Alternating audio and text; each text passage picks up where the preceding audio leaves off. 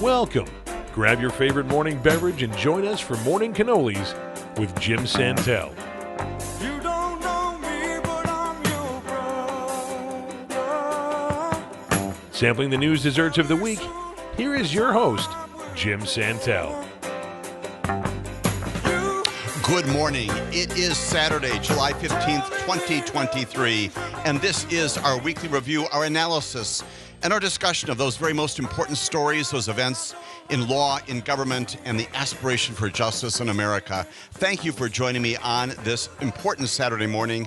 This is our 55th broadcast here from the studios of Civic Media. We are coming to you from studios here in Waukesha, but we're broadcasting throughout the listening areas and regions in Wisconsin, and those include WMDX in Madison, WRJN in Racine, WFHR in Wisconsin Rapids, WXCO in Wausau, WBZH in Hayward, WLAK in Amory, WISS in Oshkosh, WGBN in Green Bay, W22 8EP, The Tap in Eau Claire, WRCE in Richland Center, and WLCX in La Crosse. Delighted to have listeners from throughout the state of Wisconsin joining us this morning on Morning Cannolis, our review, our examination, our interactive discussion involving you as well on those issues of government and the aspiration for justice in America. As always this morning, we're going to be taking your phone calls, your comments, your questions, your observations about the important issues of the day. That phone number is 844-967-2789. Once again, 844-967-2789.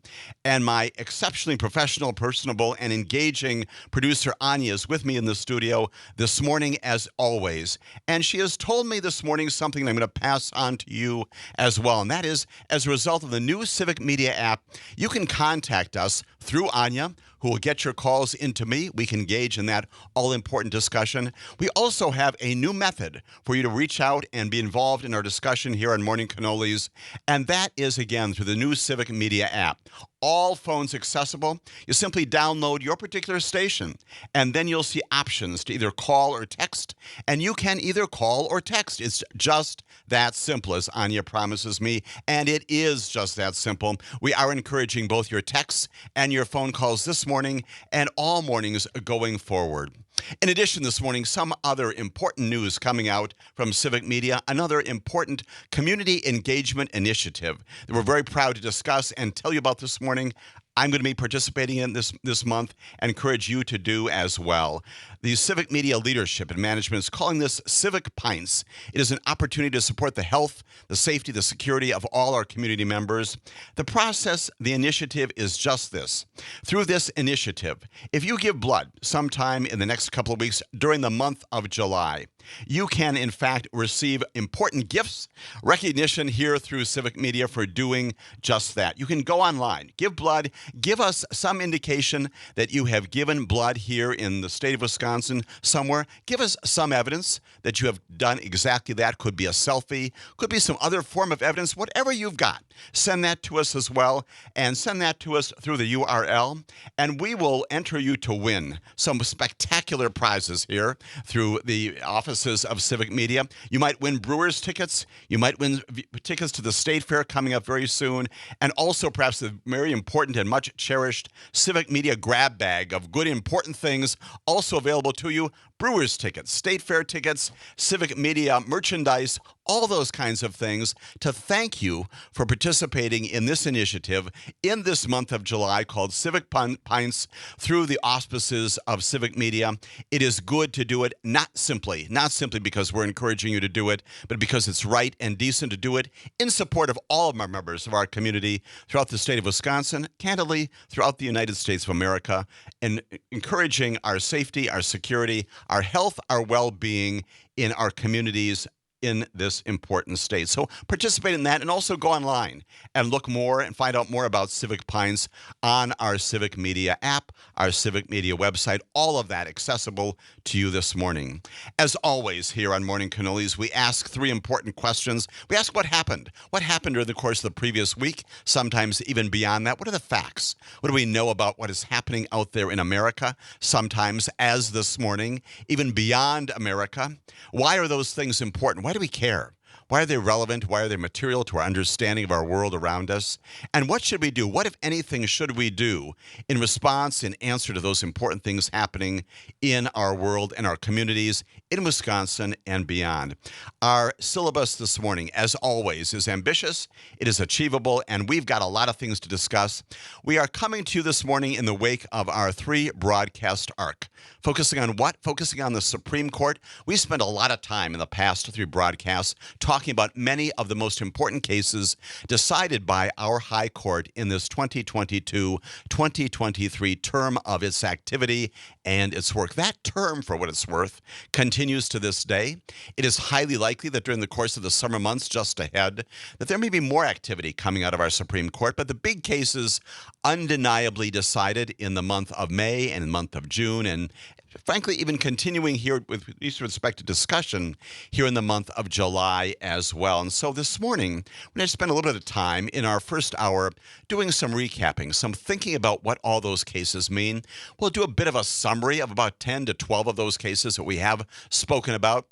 A lot of that, again, because of the good work that Anya and the producers here at Civic Media do, a lot of that has been placed on our website for you to review. You can listen to back shows also on our website. But this morning, we're going to review some of that and then do some big takeaways. What do we make of what the Supreme Court has done in this term? How does it compare to last term? What things should we be thinking about as we go forward into the next term, which, yes, again, begins in just about 10 weeks from now, believe it or not. The first Monday in October is always the first day of the new term of the Supreme Court, and already the Supreme Court has amassed about 19, 20 cases that it has decided that it is going to be deciding, reviewing, soliciting briefs on, having oral arguments on in the coming year. Presumably, we're going to be talking about all of those as our broadcast continues in this year and certainly in next year as well. We're going to begin this morning by talking a lot about the rule of law, about the delivery of justice, and we're going to begin this morning by going overseas. Before we get to that, however, we're going to be spending much of our second hour bringing you back up to date on many of the investigations, a lot of the legal challenges being confronted by our former president, Donald Trump.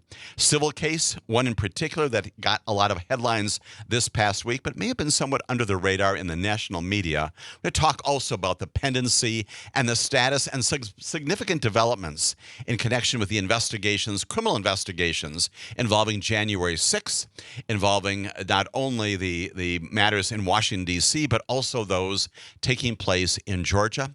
We'll spend some time talking about the Mar-a-Lago investigation and the indictment returned in that case a number of weeks ago, and then talk generally about the meaning of all of this as we go forward and understand what is happening in America, and again, with law, government, and justice as our principal focuses.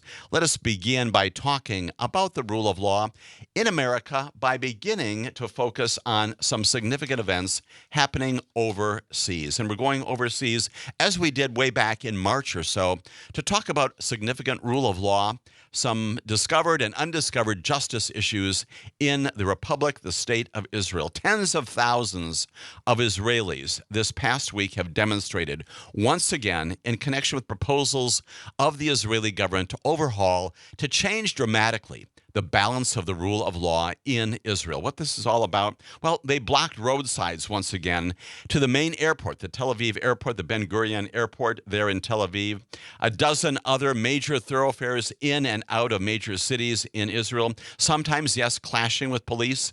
And they're protesting basically at the core of this, an overnight vote in the parliament called the Knesset, that's their parliament, that advanced some efforts, principally promoted by the Prime Minister, Benjamin Netanyahu, to advance a fairly right-wing effort to limit judicial oversight of the government, to address rule of law in a non-positive way, and turn back in many ways what has been the foundation of the rule of law, not only in our country, but also, of course, in Israel, the foundation of every Western and non-Western nation that embraces democracy and the involvement of people in government and ensuring that their government is responsive to them. Thousands of those protesters poured into the streets throughout the state of Israel this past week. The main terminal again at Ben Gurion Airport, honking horns, chanting slogans, holding signs, protesting what was going on at the Knesset as advanced by the Prime Minister. Rallying in 20 towns and cities, again blocking traffic, sometimes involving the police, called generally throughout the nation of Israel a day of disruption. Doctors showed their support by gathering outside the Tel Aviv Museum of Art. Women's rights activists, likewise, dressed in crimson robes, which of course were inspired by characters from The Handmaid's Tale, the novel by Margaret Atwood, also became a major television production, talking about and protesting the patriarchal totalitarian state that they identified in many of these reforms. They also marched in the cities and towns throughout the state of Israel. Not nearly as aggressive, not nearly as numerous as those protests were in March of this year, when some trade unions also shut down large parts of the Israeli economy, again, to protest the government's efforts to curb judicial power. But nonetheless, significant because this is coming back. The protests once again did lead to some clashes with police, and we got some water cannons to prevent them from the protesters from moving up and down major highways there. About 71 people arrested overall in these continued demonstrations. Now, significant to note that Benjamin Netanyahu has looked back some of his initiatives in this area. Initially, he was going to propose that Parliament could override Supreme Court decisions, and recognizing that that was receiving not only highly unfavorable reviews, but actually strong opposition both inside and outside government, he withdrew some of that.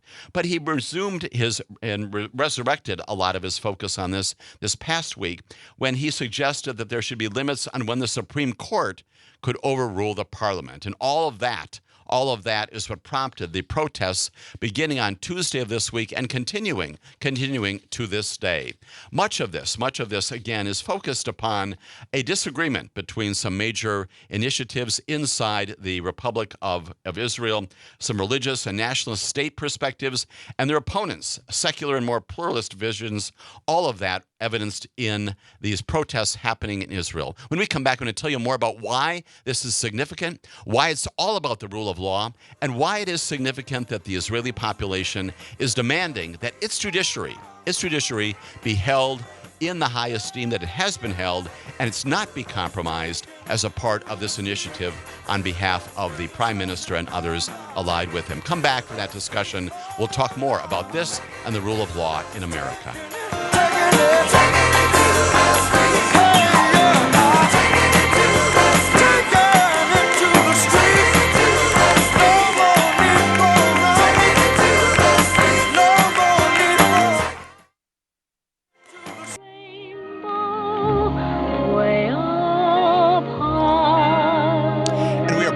Morning on Morning Cannolis, beginning our discussion today. 2 hours of important discussion about the rule of law, justice, government in the United States by talking about what's going on in Israel, our ally overseas, and specifically this renewed effort by Benjamin Netanyahu, who is the Prime Minister of Israel, to restrict the capacity of the judiciary in Israel to act as it should. Protests of significant dimension seen just again this past week as they did back in May and in March and again in May of this past year, people protesting the efforts by the government to roll back the traditions of the judiciary in the state of Israel. There's a bill in particular that passed the Knesset by a majority of 64 to 56 votes, giving provisional support to a bill that would reduce the ways in which the Supreme Court can overrule elected officials, limiting their capacity to decide whether or not their conduct is legal under the law. And if that bill passes, 2 further votes in the Knesset in the coming weeks, that will stop the courts, the Supreme Court and other courts there in Israel, from using the legal standard of reasonableness to countermand the government when it steps out of line. Now, reasonableness is one of those legal standards that's used by courts around the world. We have our own variations of that right here in the United States of America. We often talk about actions of government be reasonable and rational, related to some legitimate purpose of government, advancing some public interests. Reasonableness is this legal standard, once again, used in many nations to determine whether or not the conduct of government is rational and decent and right and good and consistent with the law. It's done not only in Australia that way, Britain, Canada, all kinds of nations around the world adopt that. If this decision by the Knesset to rescind that, one wonders out loud what the standard would be. What kind of thing could courts legitimately apply when it comes to assessing the rightness and the correctness of government action if you don't have a standard of reasonableness in place? That's one of the things that is the focus of the protests now nationwide in the state of Israel. The Supreme Court justices probably angered the government early this year by using that very standard of reasonableness to stop a leading ultra-Orthodox politician whose support is crucial to shoring up Netanyahu's coalition from becoming a cabinet minister. They intervened on that, and because of their use of that standard, again, the prime minister and others allied with him, seeking to clip the wings of the justices who are attempting to level the playing field when it comes, again, to the kinds of things that courts should do and governments should be involved in. Last night, we saw the first step of this country becoming a dictatorship. That was the comment by Grace Sherman. She's an educator in central Tel Aviv. A lot of people very, very upset by what's going on right now in Israel. We will continue to monitor that situation. Along the way, of course, Netanyahu himself says this is not the end of democracy, but rather the strengthening of democracy, he said. And he is obviously moving forward on those plans. The protests aren't going away. And the concern, again, although it is not as dramatic as it was in March and in spring of this year, it will certainly increase as the Knesset continues with these movements to, again, implement what the prime minister wants to do when it comes to compromising this fundamental notion, the rule of law. Differences among politicians there about what should happen, but nonetheless, a source of concern for everyone across the planet looking to this republic to understand what is going on. Why is that relevant? Why is it significant that we should think about what's happening in Israel? Well, obviously, they're an ally of ours. They're another republic, another democracy on the face of this planet. And as we think about our own Supreme Court, our own justices here, we have our own concerns about our justices, not exclusively because of some of the decisions that they have rendered. In many cases, reasonable people can differ about those conclusions that they have reached. In some areas, probably not, but in many areas, that's what our system is all about. It depends upon checks and balances. It depends upon people arguing cases and coming before the Supreme Court and advancing particular views that may not be popular, may be popular, and in the end, having justices decide what the law of the country, of our nation should be.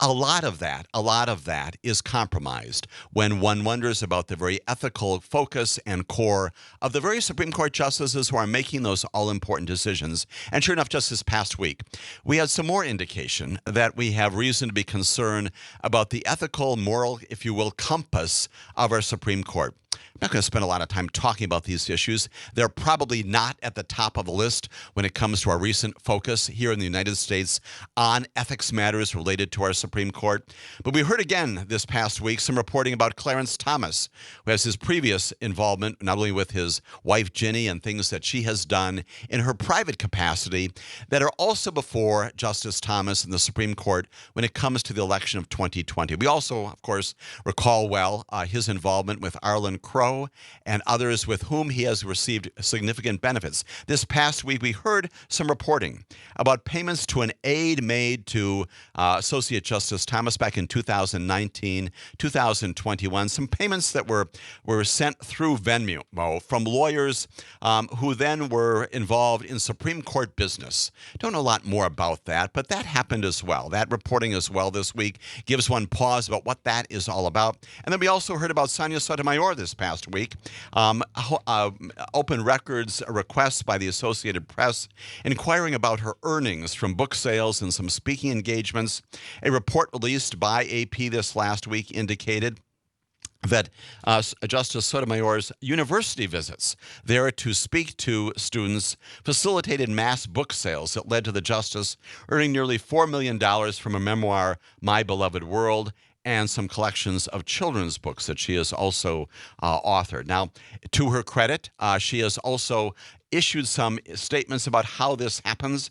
She has indicated that its code of ethics encourages judges to stay connected to community activities and to engage with the public, including by writing on both legal and non-legal subjects, by engaging with the public and including, of course, educators and students on campuses. When we come back after this break, we'll talk about the broad issues related to ethics, not only those stories coming out of this past week, but what's going to happen this coming week in connection with this all-important issue related to the integrity of our rule of law here in the United States of America and our Supreme Court. If happy little bluebirds fly beyond the rainbow, why, oh, why can't I?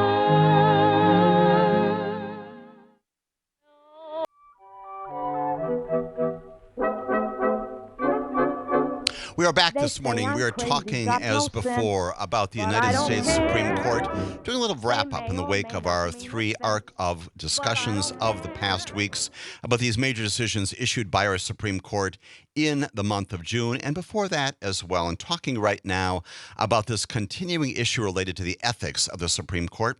That has focused principally, of course, upon Clarence Thomas and his on-the-bench, off-the-bench engagements. Also, of course, focused principally on Samuel Alito and a particular fishing trip that he took a number of months ago, years ago actually, involving a friend of his. Some additional focus, probably of lesser significance, but all of this getting an awful lot of attention, also involving the Chief Justice, John Roberts, some issues related to Neil Gorsuch, and most recently some issues related to Sonia Sotomayor. All of this, again, to greater and lesser degrees. Not all of it probably problematic. Some of it certainly cases where there are matters that are pending before the Supreme Court, and you have got involvement of justices deciding those cases of parties with whom they have personal relationships and from whom they've received individual monetary or other benefits. That's highly problematic. Some of these other things may not be. The point is that now that we are looking generally at the Supreme Court, asking new questions about the integrity of the court generally, about the notion that we should expect from the court the highest standards of conduct, certainly on the bench, but also off the bench as well. And we do not have that. The respect for the court declines as it has, not only in part because of some of the decisions rendered recently and in past years. Those can be the subject of legitimate debate in America.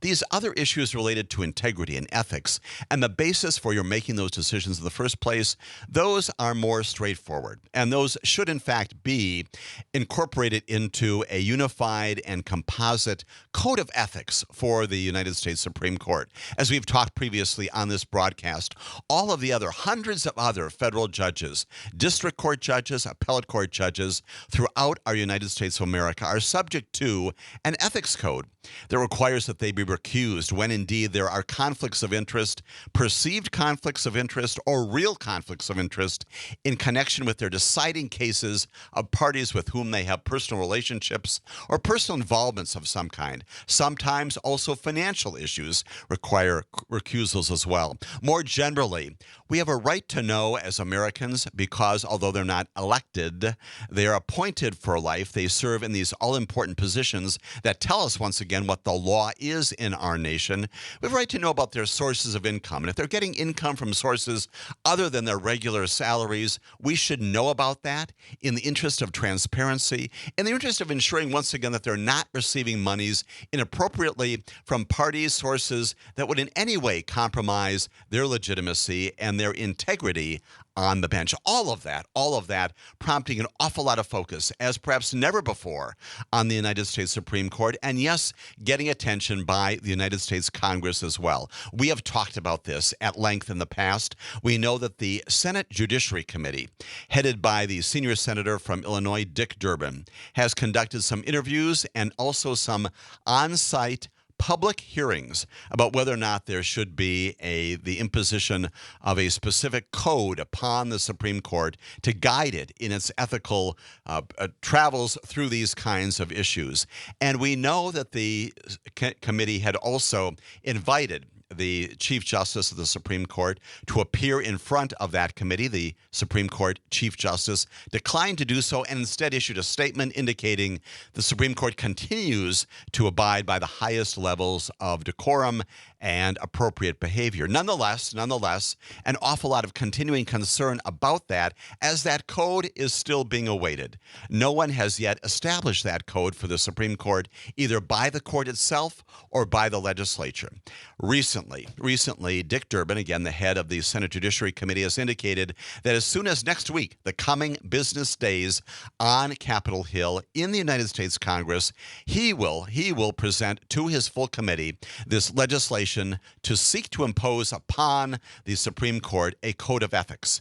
And there'll be a vote, he promises, sometime this coming week upon that major legislation. Now, that legislation, as it goes on to the floor of the Senate, if in fact the majority leader there schedules it for that vote, almost certainly to fail, simply because you need 60 votes to pass that kind of a thing in the United States Senate. Plainly, there's also legislation pending in the House of Representatives that likewise not going to pass anytime soon. But the initiative, the movement forward on this legislation to try to accomplish legislatively what the Supreme Court itself has not done is significant in the history of our nation. It is significant as we together, with the Supreme Court, with the Congress, as the people of America try to address this issue related to the future and the present conduct of our Supreme Court members. An awful lot of focus on whether the legislature can do this.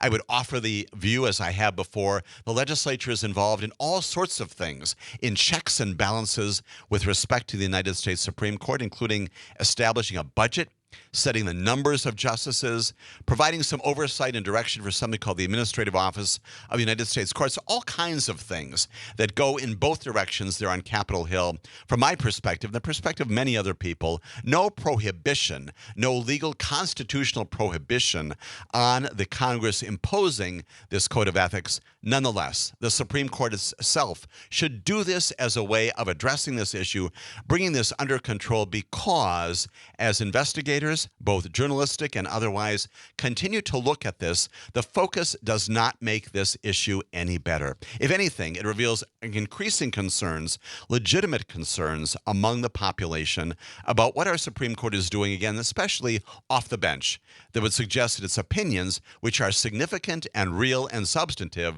might be subject to question if, in fact, the ethics are not clear.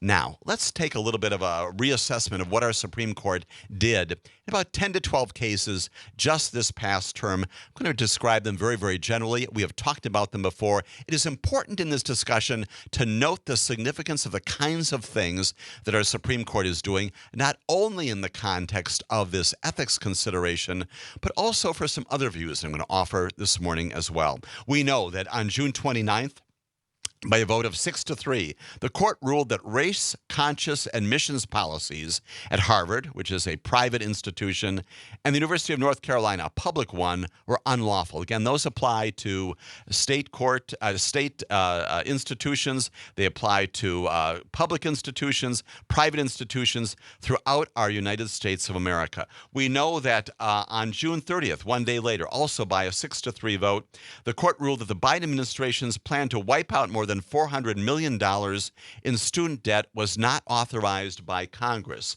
And we know, interestingly, as you just heard on the news right here in Civic Media, that in the wake of that, the president just yesterday announced about $39 billion in the cancellation of student debt for some 800,000 borrowers. Now, this does not replace the plan, the initiative that the Supreme Court ruled could not go ahead, but it does, in fact, provide some relief to some borrowers out there. It focuses upon 8 million people who use these income-driven repayment plans.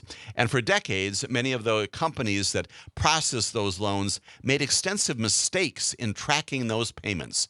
This initiative announced by the president yesterday corrects those and basically restores some of that debt, returns some of those monies to those student borrowers, not nearly at the level of the proposal that the Secretary of Education and the President had previously proposed, but nonetheless, some response to what the Supreme Court had shut down again on June 30th. We know as well that on June 30th, by a 6-3 vote, the court significantly decided that the First Amendment allows a web designer in Colorado who objected to same-sex marriages to articulate that opposition and prohibiting that to a state law that prohibited discrimination based on sexual orientation.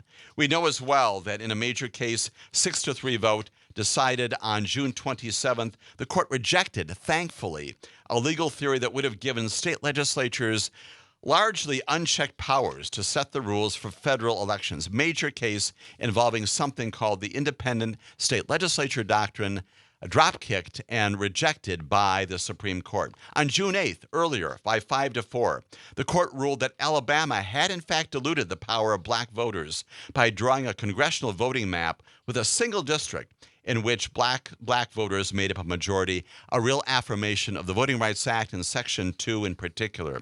On June 15th, the Supreme Court held that the Indian Child Welfare Act, a 1978 law that keeps Native American children with their tribes and preserves their heritage, is in fact constitutional, maintaining that important law in that area as well. On June 29th, by a 9-0 vote, a unanimous vote of the Supreme Court, the court adopted a new standard and broadened accommodations that employers have to make for workers' religious practices after a postal worker refused to work on Sundays for religious reasons. A case that, again, applied to all people of faith, changing the ways in which we address accommodations in the workplace for people of faith. We know that on May 25th, in a major environmental case, the court ruled that the Clean Water Act does not allow the Environmental Protection Agency to regulate discharges into wetlands near bodies of water unless they have a continuous surface connection, which is the way the Supreme Court described it, to those waters. A real hit to the Environmental Protection Agency in its enforcement of the Clean Water Act. Much narrower grounds, as the Supreme Court did a last term with respect to the Clean Air Act. We know that on May 11th, by a 5-4 vote, case coming out of California, the court upheld a specific law that has implications for the Interstate Commerce Clause, a state law, a California law that addressed cruelty to animals, saying that the court could in fact require pork sold there but produced elsewhere to come from breeding pigs housed in spaces that allow them to move around more freely. An affirmation of the Interstate Commerce Clause also packed into that a voice for in opposition to animal cruelty. We know that on May 18th, the Supreme Court, in a major intellectual property case, ruled that Andy Warhol and his estate had improperly drawn a prominent photographer's portrait of Prince for an image of the musician that the estate licensed to a magazine. A challenge there to intellectual property, but an affirmation of the fundamental copyright laws of our United States and the fair use doctrine in particular. We know that on May 18th there were a couple of much related decisions. Both of them 9-0. The court sort of sidestepped a ruling on whether a law that protects social media platforms from lawsuits shields YouTube from a suit over videos supporting terrorism. But at the same time, on that same date, the most important case of that date, the court ruled significantly that internet platforms may in fact may not be sued for aiding and abetting international terrorism by failing to remove videos supporting the Islamic State. All those kinds of cases, about 10 to 12 of those, just recited in summary fashion, underscore a number of very important things. Again, the significance of the issues, the topics that our Supreme Court has taken up again this term. 60 cases altogether. You can take a look at those by going on the website. We've talked about some other collateral decisions also made by the Supreme Court in major areas that reflect our lives, both in commerce, in education, in our relationships with others, many, many things that impact the days and the way in which we live our days here in the United States of America. They also reveal some other things about this court that is true this term and also previous terms. That is, this court is not at all disinclined to turn back precedent, to take the concept of stare decisis, which means you adopt a known law, a known decision of previous courts and apply that. Appropriately, in appropriate circumstances, courts do that. They reverse decisions. This court much inclined to do that, as it did in some major areas this term and, of course, last term as well, sometime turning back the precedents, the established rules and regulations by which we have lived for 30, 40, 50 years in this country. The reversal, for example, of the affirmative action options available to universities and colleges in our nation that was available for 40 years, reversed just this past term. And of course, last year, the reversal in the Dobbs decision of almost 50 years of privacy rights, reproductive rights in America. When we come back after this break, I'm going to talk with you more about some of the significant takeaways from this past term. And then we're going to get to some callers who are also on the line waiting to talk with us here on Morning Cannolis. But I go my own way, that's my philosophy. I don't care if he's a crook or just a millionaire. There's no doubt about it, I'll sing and I'll shout it, 'cause I don't care. Oh, I don't care. When it comes to happiness, I want my share. Don't try to rearrange me. There's nothing can change me, 'cause I never saw you look quite so pretty. And we're back in this first hour here on Morning Cannolis. We're talking, as before, about the United States Supreme Court, now offering some perspectives on this term, not yet completed, but the major decisions issued by the Supreme Court, pretty much done for this term, commenting right before the break that this is a court in this term and previous terms not at all disinclined to overrule prior decisions that it has made, to overrule precedent, and to turn back the clock in some of these very significant ways, cases and reliance upon the law that we have pursued for 10, 15, 20, 30, 40 years here in America, a court that looks at precedent and sometimes, not always, turns back the clock and makes those decisions in ways that rescind the previous decisions that it has made. A couple of other observations. Also, this court seems to have a very limited view of government generally, certainly with respect to the powers of the executive branch. We have seen in some of these major cases that the Supreme Court is very, very reluctant to permit the executive branch, the president in particular, to act in those cases where the proposals, the initiatives of the president are big, if they're significant, they're important, and they're new, and we have not seen them before. And so, for example, in the area of student loan forgiveness, the Supreme Court just this past year, again, past term and past year, indicated that what the president was proposing was simply too large, implicated too many financial considerations, novel, and that only the Congress can do that kind of thing. And there may be something to that concept. The president's and the president's concern, the concerns of prior presidents, as well as probably this, that in a situation where the Congress does not act to engage in some of these major issues in the environment, in education, and in other areas, in commerce, in healthcare, all these kinds of things, presidents are prompted to act and then are told by the Supreme Court they cannot act in these areas because of separation of powers, checks and balances. So the Supreme Court, again, limiting the view of government and of the executive in particular to act in ways that will make the government work and go forward when another branch of government, the Congress, fails to act or does so incompletely. And finally, an observation about differences on the court. We know that there is this so-called ideological split, 6-3 or so, but it's more than just that. There are some fundamental views about equal protection on the court, and those were exhibited certainly in the court's discussions of race this past year and this past term.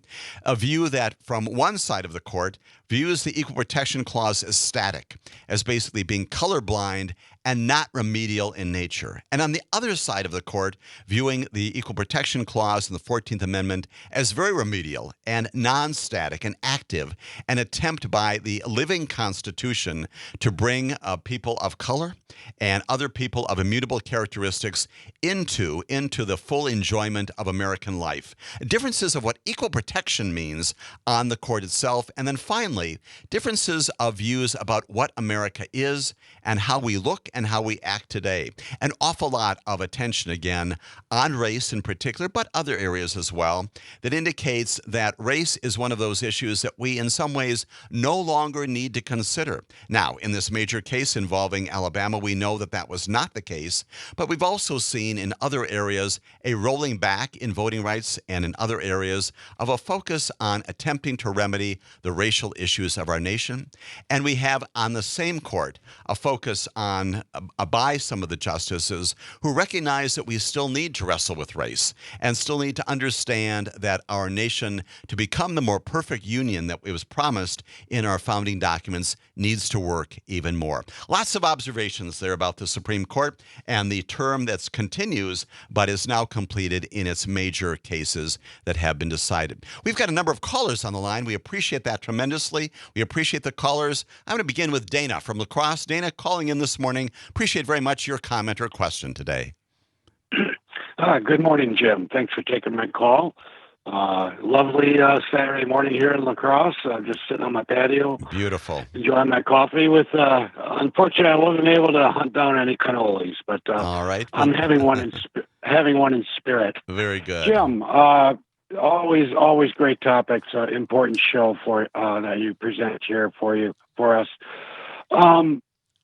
The two most important topics I think right now going on in our government are the January 6th investigation and this in-your-face corrupt court.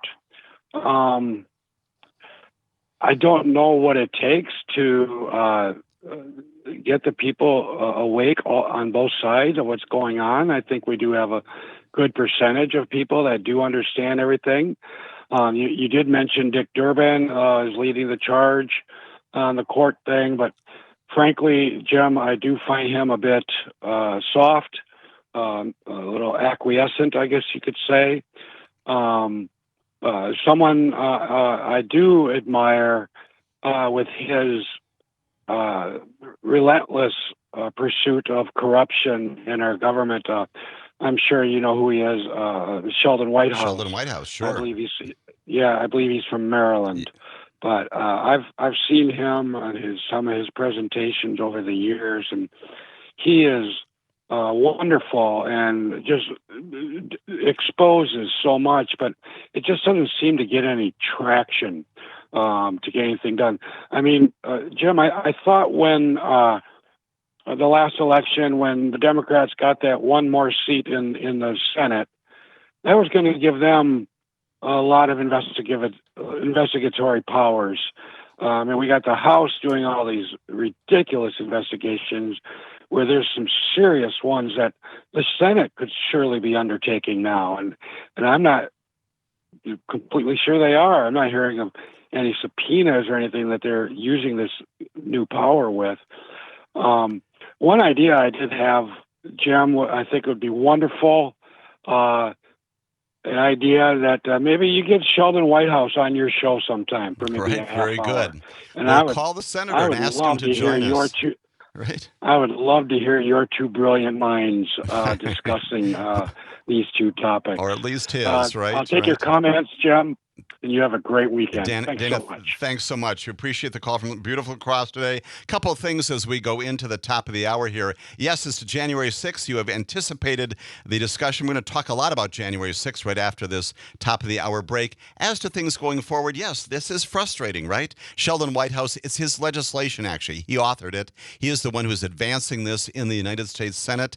It is frustrating because, once again, it is not going to get passed, not with a filibuster in place. There needs to be more aggressiveness. One wonders out loud, bringing together a couple of your thoughts, Dana, if the chair of the Senate Judiciary Committee had subpoenaed the Chief Justice of the Supreme Court, wouldn't that have been interesting, right? To see whether or not we can subpoena the Chief Justice to come and testify, an invitation declined by him. So lots of things to unpack here. Dana, we appreciate that comment so very much.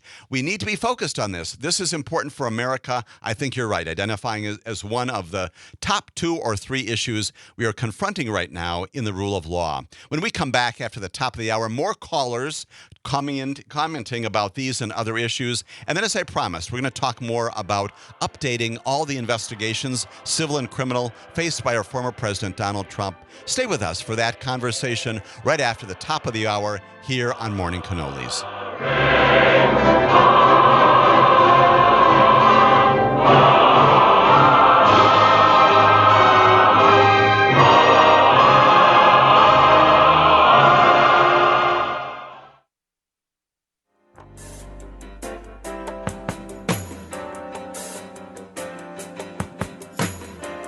Welcome.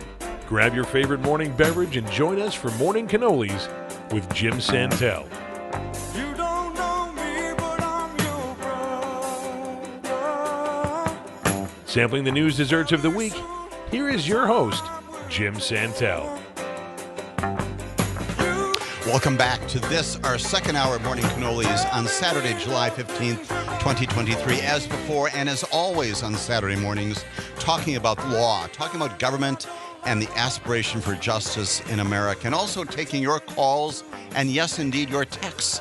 Taking your calls at 844-967-2789, and also through this new Civic Media app, accessible through all phones. You download your particular station, and you'll see some options to either call or text. Anya, my wonderful producer, is here with me in the studios. She is taking your calls, your texts, and we will talk with you on the air about these important issues. Make use of that. We'd love to hear from you, as we have already this morning. We are talking this morning about the United States Supreme Court. Another observation or two before we get back to some callers and then move on to some other issues related to investigations in America. We know that last term was a decidedly conservative term when it comes to a number of the major cases that the Supreme Court decided. Certainly the Dobbs decision, overturning about 49 years of tradition, that precedent that I described before, this court not at all disinclined to reverse the precedent, the res judicata, the decision of stare decisis, cases already decided, and to go back in time, go back in history. We also saw that evidenced with respect to the guns case, Bruin case that also changed the fabric and the life and the very status of guns in America, all that kind of thing. In the previous term of the Supreme Court, a decidedly conservative court. This year, it's a little bit more nuanced, undeniably, still a deeply conservative court, but more in tune, I would offer, with the incrementalism that the Chief Justice has always tried to approach when it comes to deciding these major cases, rather than sort of the take no prisoners approach from Justice Clarence Thomas and maybe even Sam Alito on some of these issues. Chief Justice John Roberts, again, certainly a conservative member of our court, certainly with respect to some of these decisions, squarely in the conservative viewpoint on some of these things, but nonetheless has taken control once again of this court. The tables in many ways have turned with respect to the kinds of things the court has done, and the Chief Justice once again becoming perhaps the most influential justice on the court today in terms of deciding votes, and maybe even behind the scenes accomplishing some of the decisions that did not turn back history and that did affirm the basic standards and tenets by which we live our lives. Chief Justice John Roberts with the majority in divided cases about 86% of the time this term. He was second only to Justice Brett Kavanaugh at 90%. Not surprisingly, Justice Clarence Thomas, the last by this measure at 55%.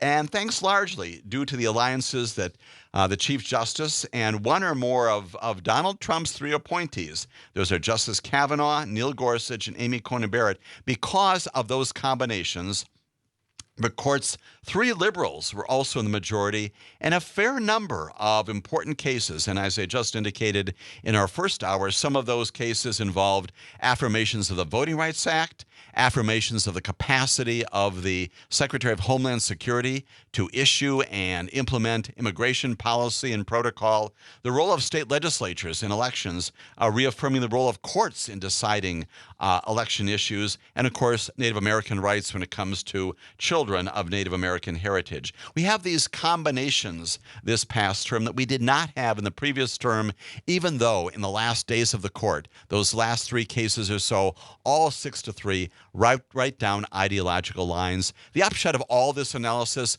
a bit more nuanced than maybe the headlines would indicate, even though, once again, this is a court that is much inclined to reject and reverse history, to accept the invitation to reverse major decisions in our history, and also a court that, once again, exhibits both in fine points and in large points some fundamental differences about what the Constitution means, especially when it comes to equal protection. Is that an equal protection clause that is vibrant and alive, or is it static? And about America itself. What are we trying to remedy? What are our major issues in America? Some significant differences on the bench among our 9 members of the court that definitely have animated the decisions of this past term. We're delighted, as always, to have callers calling in, also texting in as well. And I'm going to turn to some of those callers who've been waiting for a while now here on our broadcast. Mark, glad to have you with us again this morning. Your comment or question? And Mark, are you with us this morning? Yes? All right. Yeah, I'm here. All right, Mark. Go right ahead. Glad to have you with us. Yeah, that the ridiculousness of the Supreme Court decision on the surface water. There's this having my understanding of geology enforced with the career at the DNR, and then from basic geology and biology classes back in high school, that there's definitely a connection. If something's if the ground is permeable, Sure. there's going to be a connection between the what's dumped on the ground and what shows up in the surface water someplace else. Right. More than likely, it is just ridiculous. Right. That This they is made the that decision that way. And Mark, you're talking about the And- Sackett case, which is one of these cases. The Sackett case, right. Exactly. That again, the Supreme And- Court talked about this in terms of adjacent lands and waterways and wetlands and adjoining lands, and said that again, those that are simply adjacent are not covered. You have to adjoin. You've got to have some continuous connection here. I share your concern. This is one of the major cases of the Supreme Court this past term, and again, undermining significantly the Clean Water Act by the EPA. Go ahead, yeah. And there certainly is a connection between the two, because just because you don't see on the surface, it's below the ground. Another question I've had that's been bouncing through my head: what is meant by a person holding an office of trust or profit under the United States? Does that include people that hold offices within the United States that at the state level, or is it just at the federal level? Because this goes to shall be appointed electors. Because my understanding is that because, for example, Spindell here in the state of Wisconsin is on the Elections Commission here in the state of Wisconsin. So would that, even if he was a valid elector, wouldn't that provision in Section 2 of the Constitution prohibit him from being appointed an elector because he's holding an office of trust or profit under the United States? Right. Lots of things to unpack there. Very good questions about the application of that language. I'm going to take it even more broadly, Mark, because I think you've raised an important issue, not only about these issues involving the electors. We're going to get to some of that in this hour as well, and some concerns, obviously, about where we're going with that investigation. Why is it that has not yet proceeded to the point where we're actually doing some charging? May well be that, at least with respect to Georgia, we're going to get some decisions by a grand jury sometime soon, anticipating likewise that maybe the Department of Justice is going to be doing something soon. The general language, trust or confidence, applies across the board, right? Just because it's in the Constitution doesn't mean it's not applicable to the states and other officials. And even absent its appearance in the Constitution and other documents, that's what we aspire to for all of our elected and appointed officials, right? I think that's your point, Mark. Everybody who is in those positions, we should expect of them the highest levels of trust and integrity. We've got to have confidence in our elected officials, our appointed officials, to do their work in a way that is responsible. And if they don't do that, they're operating contrary to their oaths, whether they're in state office, federal office. That trust then is compromised. That, I would offer, is what we're seeing, regrettably, with respect to the Supreme Court to some extent, and also, as you indicated, in people who hold positions that are both political and also governmental. And that raises great concerns, as you've indicated. Mark, I appreciate the comment very much this morning. We'll talk more about that as we go forward this hour and beyond. We also have Dick on the line. Dick, appreciate you've been waiting for a long period of time. Just appreciate very much your comment or question this morning. Can I comment on the first topic you had this morning on Israel? Yes, yes.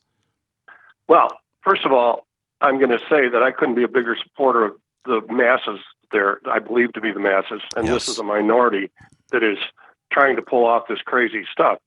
First of all, you've got their security minister telling the president of the United States to butt out, and we're not another star on the American flag. Right. Now, this is a gentleman who has, in his youth, as I read, been convicted of inciting racism against Arabs. You know, I see this much like I see in this country. Netanyahu, I have no time for. I think the guy is corrupt. He went in by the slimmest of margins, and now he tries to govern as if he won by a landslide. And the people in the country are seeing it different from what I see. I don't know. I'm just wondering your opinion on it. I think you're absolutely right, Dick, and that's why they're in the streets again for the second time this year, right, protesting this. We thought maybe it had gone quiet, but plainly Netanyahu once again resurrecting all this, these votes in the Knesset. To your very important point, yes, an awful lot of people affiliated with Netanyahu saying, stay out of the United States. Well, the reality is that the United States provides Israel with about $3 billion in aid every single year, and that doesn't necessarily mean that they've got to do what we say and what we would expect of them. But on these fundamental issues about democracy, Dick, as you're indicating, and this goes to the very integrity once again of their courts. Just as we're discussing here, our United States Supreme Court and legitimacy there you've got people taking to the streets and saying, no, we're not going to let this happen. And I think implicit, Dick, in your comment, which is very well pointed this morning, this other notion that this may be animated by the fact, of course, that Netanyahu himself, with whom you do not trust, perhaps for legitimate reasons, is also under indictment there. And the thought is that by trimming the wings, if you will, of the judges there, that he himself will escape some responsibility in a criminal court for his own conduct. That, again, that is corrupt. We talked just a few moments ago about trust and confidence. That is obstruction of justice, the kind of thing that we have condemned in this country, not always prosecuted it, but condemned routinely. I agree with you that this kind of thing where you've got a prime minister who's looking to clip not only the wings, but really limit dramatically the capacity of a major branch of government in his own interest and not to the benefit long-term of his entire nation. Incredibly, incredibly troubling. And the comments made about the United States of America not becoming involved in this, completely inappropriate. When we come back, we'll talk more about these and other issues right after this break here on Morning Cannolis.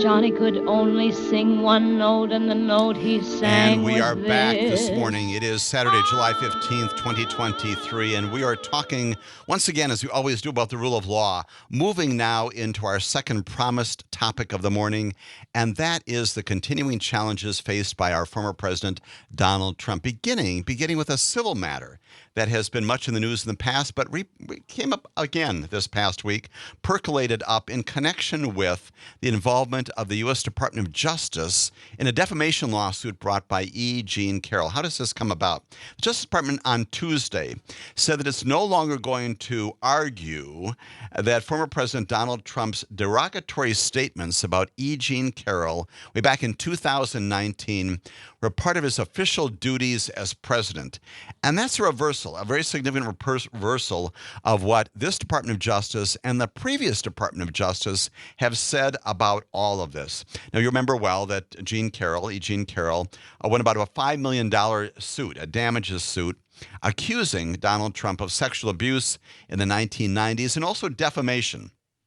after he left the White House in 2021, and is now trying to push forward on a separate lawsuit over the comments that he made while he was president. This separate lawsuit actually predates the lawsuit that resulted in the $5 million damage award. In that case, this sort of secondary but actually initial case has been mired in appeals for many, many years, and it has been determined previously by the Department of Justice. And the reason for that miring, if you will, is because the U.S. Department of Justice, oddly, curiously, took the position beginning in the Trump administration, the Bill Barr administration, that when the president, out of the Oval Office, serving as the president, made derogatory comments about E. Jean Carroll that gave rise to her defamation lawsuit.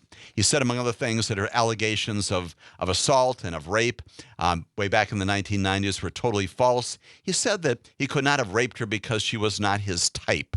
Those kinds of things that he said from the Oval Office. The Department of Justice, to my mind, very curiously back then, said that those comments by the president were things that he said in the course and the duties of his official capacity, things that he was doing as president of the United States of America. I served for many years as a civil division chief, also in the U.S. Attorney's Office in Milwaukee and also in Grand Rapids, and had to resolve these issues on a regular basis about whether or not things that government employees did were things they undertook in their official capacities or their private capacities.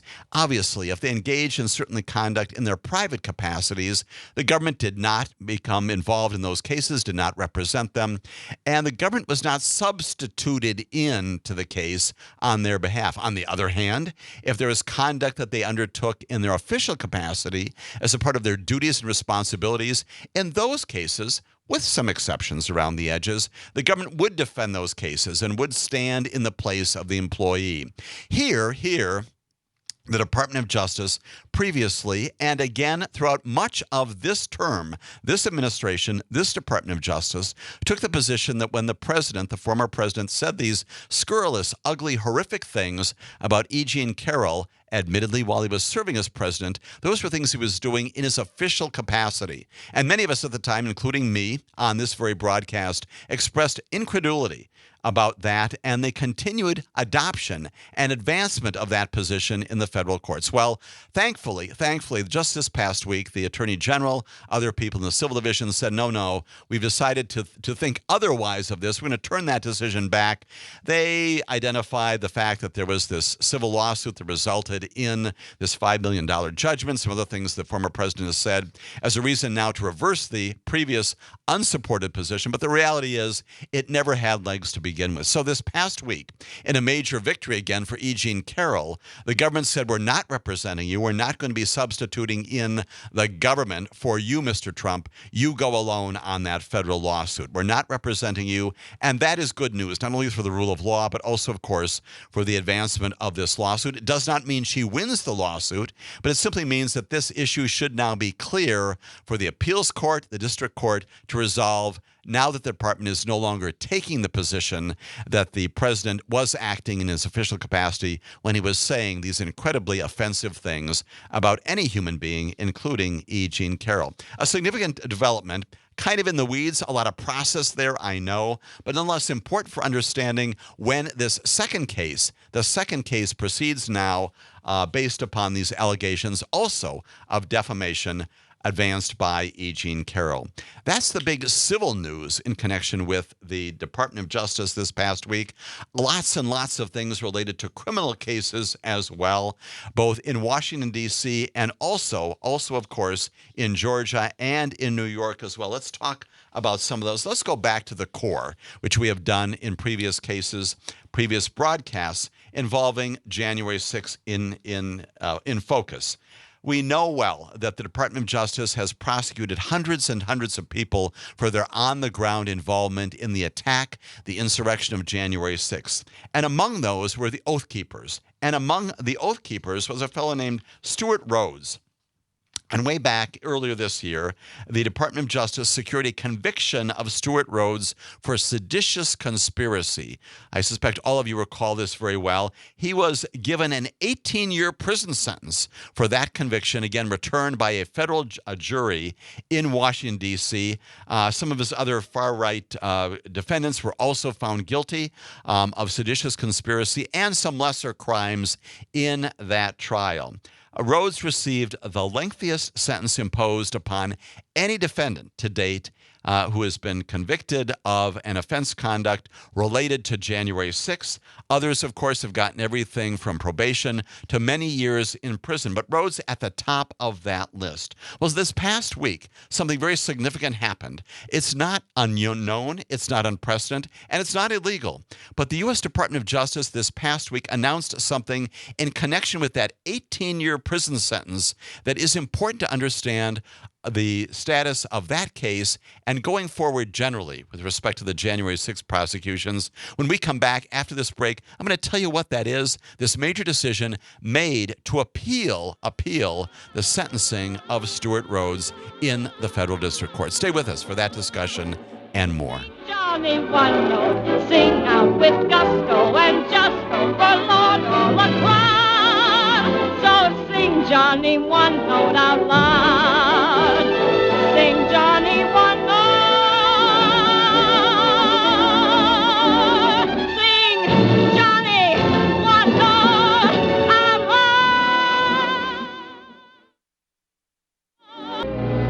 You don't know that I felt good when we up and parted. And we are back here in Morning Cannolis, talking now in this, knock our on second wood, hour, sadly about broken-hearted. some of the major criminal and, yes, civil matters being faced by our former President Donald John Trump, updating many of the discussions we've had previously on this broadcast, talking right now about Stuart Rhodes, the head of the Oath Keepers, who had received previously from a federal district court judge named Amit Mehta the highest sentence imposed upon any defendant convicted and sentenced to date in the onslaught, the attack on the insurrection of the U.S. Capitol on January 6th. Something significant happened this past week that warrants attention, warrants focus. Rhodes, again, as I said before, had received a lengthy sentence for this seditious conspiracy charge. Others also convicted in that same trial. The 18-year term that was imposed by Judge Mehta was actually below the recommended range. There's something called the federal guidelines that give some direction to federal judges in terms of the kinds of sentences, the breadth of the sentences they should in fact impose. It was less than the 25 years the Justice Department had asked for. And again, this is one of the most serious cases that had gone to trial. Now, you might think, well, gee, how is it that the government can appeal? Isn't that a problem under double jeopardy? In this case, of course, there's no appeal of the conviction here. There could be, obviously, Stuart Rhodes himself could appeal his conviction, and he is presumably doing just that. But at the same time, there's nothing illegal. In fact, it's contemplated that under the sentencing guidelines that if the government is dissatisfied with the sentence imposed upon a federal defendant, as here, and if the judge, this case Judge Mehta, has done something in connection with the imposition and the calculation of the sentencing guidelines, the federal guidelines, the government, the U.S. Department of Justice, does in fact have the capacity, the right, if it chooses to do so, to go ahead and appeal the sentence. Doesn't mean that they've got a broader capacity to go back and do other things, but the sentence itself can in fact be appealed, and that's what's going on. Plainly, the government is not satisfied with simply the 18 years imposed upon Stuart Rhodes, and also the government appealing a decision to impose on Kelly Meggs, who is one of Rhodes' principal deputies, a term of 12 years imprisonment, that also being appealed under that same theory, that is that the Judge Mehta, improperly failed to give a greater sentence under the sentencing guidelines. The government now seeking an appeal, pursuing that appeal to the U.S. Court of Appeals in the District of Columbia Circuit, which will then review that sentencing and determine whether or not Judge Mehta acted appropriately, inappropriately, in failing to give the higher sentence under the guidelines that the government had recommended. At the same time, again, the defendant himself, all the defendants in this case, including Stuart Rhodes, including Kelly Meggs, all the others, can appeal the convictions themselves, the legitimacy of the decisions made by the jury, but those will be in tandem with, parallel with, the contest now brought by the U.S. Department of Justice on the sentence itself. Something that's not often done, can be done legally, properly, but important to note because the government obviously not satisfied with an 18-year term of imprisonment. Interesting, given the defendant's involvement on January 6th, and plainly this view that he attempted to overthrow the government. Certainly that's the focus of their attempt to appeal and their pursuit of that appeal to the U.S. Court of Appeals in the District of Columbia.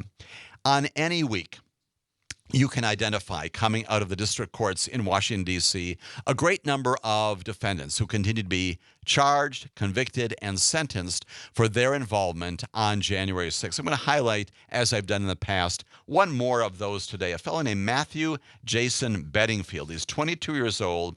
He was free on pretrial release for an attempted murder charge in Johnston County, North Carolina, when he joined the riot on January 6, 2021. He was outside the Capitol. He flashed a Nazi-style salute after attacking police officers with a pole that was attached to an American flag. U.S. District Judge Carl Nichols this past week sentenced Bedingfield to a prison term of 3 years and 2 months, followed by a term of supervised release, and that, again, also consistent with the sentencing guidelines. He was involved. He was plainly involved in a major attack on our United States Capitol, returning again from North Carolina, where he was then living. He had traveled to Washington, D.C. with his father on January 6th and attended the president's Stop the Steal rally on the Ellipse on that day, leaving the rally, according to all the court records, as they approached the Capitol with this mob of supporters. That is the time that Bedingfield faced the Capitol, made this gesture commonly associated with the Nazis, extending his arm, his hand forward, an upward angle, and again, doing this in connection with his own involvement in January 6th, for which he was convicted, and this past week sentenced to this term of imprisonment, 3 years, 2 months, supervised release after he is released from federal prison as a part of his detention and his incarceration by the Bureau of Prisons. Last August 21, Bedingfield had pled guilty to an assault charge for shooting a teenage boy in a Walmart parking lot in North Carolina. There he was sentenced to 2 years of probation for the December 19 shooting, and it was on that probation that he was serving while he went on January 6th to Washington, D.C. to commit this additional crime. And I highlight this again because not only it indicates the number and the frequency of these kinds of cases, but candidly, the kind of people who are going to do this, the kind of people who were there on the morning of January 6th to attack our Capitol, to attack our institution, and to try to stop the counting of the legitimate votes on that day. Matthew Jason Bedingfield, again, presumably not only going to be returned for further proceedings back in North Carolina based upon what happened here, but again, sentenced in the federal court as well to 3 years, 2 months for his involvement in the attack on the Capitol.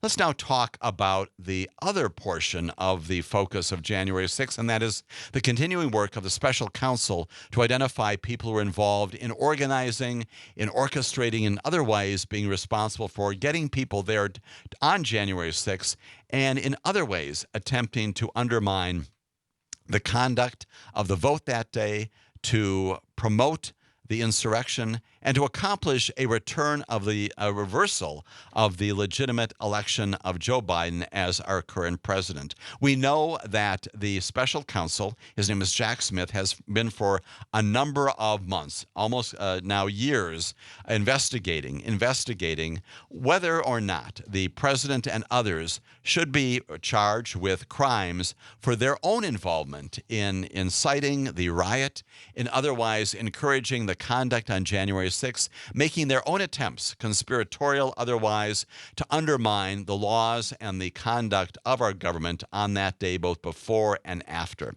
attempting ultimately to overturn the results of the 2020 election in ways that saw its perhaps best illustration on January 6th, but also in other ways involving the scheme that involved the fake electors. We've talked about that in our first hour this morning. Many other mechanisms that also involved, arguably, the vice president in a proposal made to him to find that some of the votes that he was ministerially identifying and opening on that day should be returned to the states for further review. A decision that the vice president did not make that day.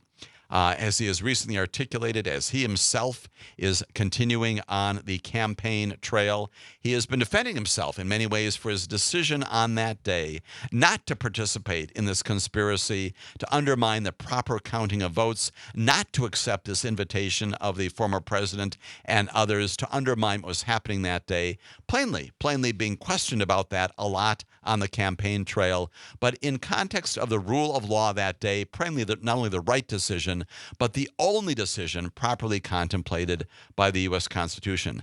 The special counsel looking at all of that to determine what, if anything, should be done beyond those people who were on the ground that day, the people we've talked about already this morning. What else should be done to those people who organized, who supervised, who crafted, if you will, this larger campaign to undermine the 2020 election results? And in that connection, we know that Jack Smith has been calling to a grand jury, again, this private group, 26 people appropriately convened under the Constitution to hear evidence of crimes.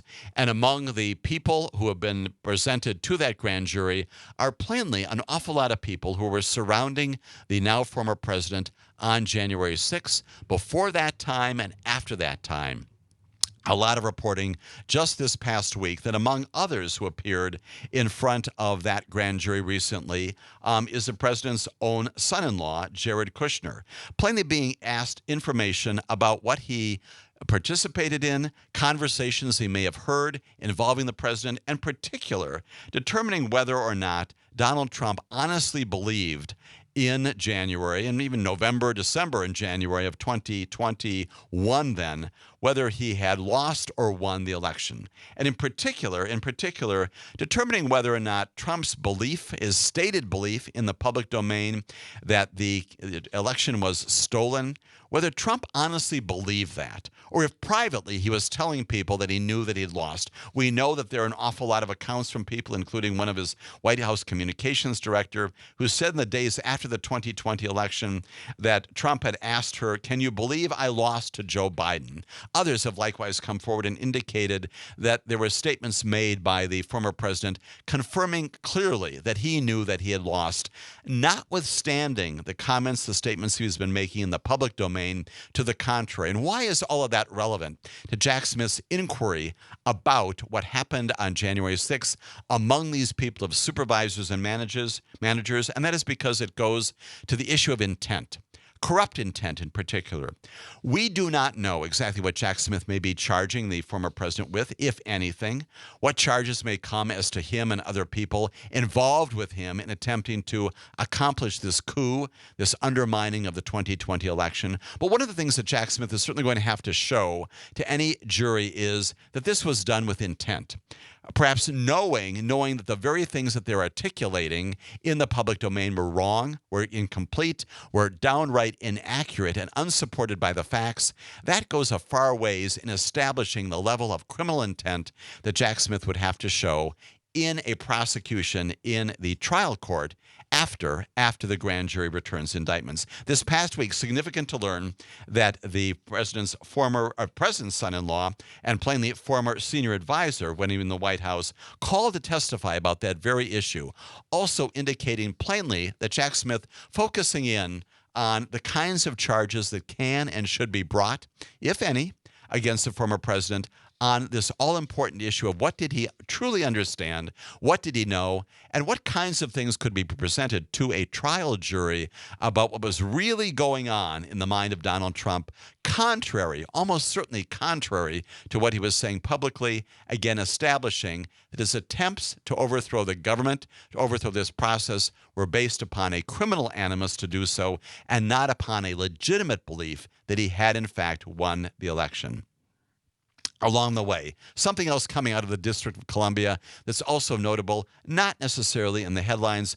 We have talked an awful lot on this broadcast and others about the involvement of attorneys, including people like Rudy Giuliani and others, in advancing this completely false and unsupported notion that the election of 2020 was stolen. Well, this past week, a legal ethics committee in Washington, D.C., that oversees the disciplinary cases there, found that Rudy Giuliani found that Rudy Giuliani had in fact attempted to overturn the 2020 election in favor of his client at that time, Donald Trump, by doing some things that warrant his disbarment as a lawyer. They recommended to the appeals court in the District of Columbia that Rudy Giuliani have his license pulled for his involvement in what they call these unparalleled attempts to overturn the 2020 election on behalf of his client. Its recommendation to the panel from the D.C. Bar Board of Professional Responsibility said that Giuliani's efforts to undermine the integrity of the election had helped destabilize our democracy and had done lasting damage to the oath to support the Constitution that he had sworn to when he was admitted to the bar. The misconduct here, the panel wrote, sadly transcends all his past accomplishments, unparalleled in its destructive purpose and effect, sought to disrupt a presidential election, and persists in his refusal to acknowledge that he has done wrong. Rudy Giuliani plainly on the road to having his license to practice law likewise terminated in the District of Columbia. When we come back in our final segment, some additional updates about what's going on with respect to other criminal prosecutions out there involving our former president and other people involved with him in the attempt to undermine the 2020 election and our republic. Like quiet and we wish we were in love again.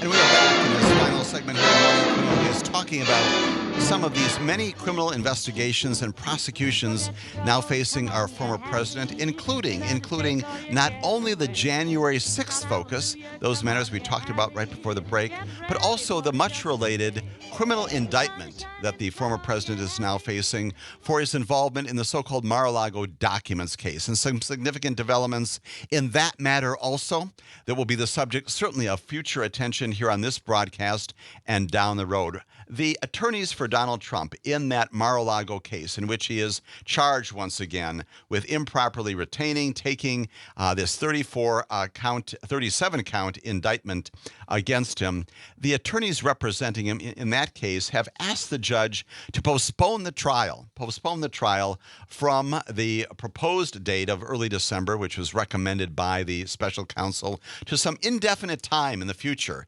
after some substantive motions in the case can be presented and decided. Well, just late this past week, Jack Smith responded to that very strongly, defiantly, saying there's no basis in law or fact to postpone this trial, obviously concerned as this trial might go into the coming year.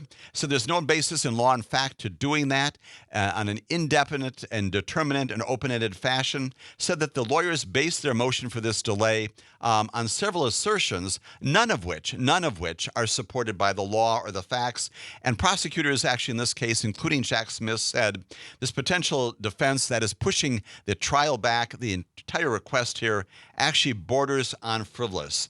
And also reminded Judge Eileen Cannon, who is presiding over this, that this was not new at all, but in fact was central to this extended battle that was engaged in last year that she oversaw, in which an outside arbiter, recall this, was put in place to review the trove of materials seized by the FBI from Mar-a-Lago. So again, this back and forth this past week about setting the trial date and the attempt by the Trump attorneys to push back the trial sometime into the coming year, strongly opposed by the chief counsel, the special counsel there, in Washington, D.C. And finally, also related to January 6th, and that matter once again, we know that Fani Willis, who's the DA there in Fulton County, likely going to be asking an indicting jury sometime in late July into early August to return an indictment in that case. She has plainly signaled this to some of the judges, asking them to sort of clear their calendars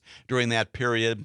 In anticipation of that, the same lawyers, again representing Donald Trump in connection with that investigation, have asked the courts, both the Supreme Court and the trial court there, to quash an early report from an investigative grand jury, and also, oh, by the way, to disqualify the prosecutor herself, Fani Willis, from handling any of this. And it would apply to that the same word that Jack Smith applied to the other motion in the documents case. All of this frivolous, all of this an attempt, obviously, to stop these investigations and prosecutions from going forward. We will plainly cover all of these in the times ahead as we continue to monitor all of this, especially the January 6th investigation, whether that will result sometime soon in a federal indictment against the former president and perhaps others for their involvement in the January 6th and related events, and the state involvement of Fani Willis and others in Georgia, focusing upon the president's attempt to undermine the election in that particular state. Again, these petitions filed by his attorneys just this past week to slow all this down, to try to stop it. A prediction that is easy to make is that none of these motions will be successful, although once again, in the hands of Eileen Cannon, who previously, as I indicated, did support the civil attack upon the investigation, the Mar-a-Lago investigation. In that case, she is somewhat unpredictable, and we will see what she does with the motions in that case. The judges in the Georgia case, obviously that is different. They have, again, these attacks upon the investigation going forward there. We have another caller on the line in our last few moments here, and that's Joe from Madison. Joe, glad to have you with us this morning. Your thought or comment about any of the topics we've talked about today. Yeah, this is just small, but perhaps you might find it worth talking about. It has to do with the language that one uses, and I understand as a lawyer one has to be careful about what language used. But I was interested when you were describing before you left for the last break, and at other times during the hour, the language has come up about former President Trump that he attempted to undermine the election. I'm interested, Jim, why we can't use the word steal how that doesn't fit into this discussion, because it would seem to be much more that he wasn't interested in undermining it. He just wanted it. He wanted the results he wanted. So could you talk a little bit, just if you have a minute, to this why you chose undermine the election rather than just to say to steal? I'd be curious about that. Absolutely. Thanks a lot, Great question, Joe, as always. And again, this is one of those thesaurus situations, right? All of those, when I say undermine, I mean steal. I mean all those kinds of things. Undeniably, when this case is ultimately presented to a grand jury, there will be specific language in the indictment. It will probably almost certainly track the specific statute that Jack Smith is using to make these charges. And a lot of it will depend upon what those statutes prescribe in terms of the kinds of conduct that is prohibited.